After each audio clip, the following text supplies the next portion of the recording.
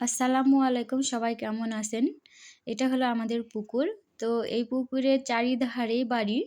একধারে হচ্ছে এই আমাদের বাড়ি পুকুরের এই পাশে, আর পুকুরের ওই পাশে আবার আমাদের নানির বাড়ি।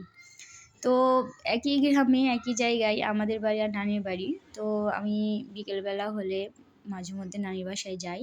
নানা-নানি কেউ বেঁচে নাই, তারপরেও মামির কাছে যাই, ঘুরে আসি।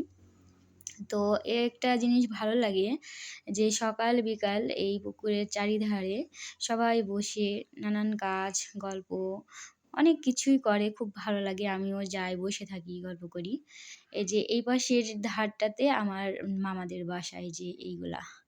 এটা হচ্ছে আমার মামার সব বাসা। আর এই পাশে হচ্ছে আমাদের বাড়ি। তো আমার খুব ভালো লাগে এখানে যাইতে। সবার সঙ্গে বসে গল্প করি, একসাথে থাকি, ভালো লাগে। আজকে এই পর্যন্তই। সবাই ভালো থাকবেন, আমার জন্য দোয়া করবেন। আল্লাহ হাফেজ।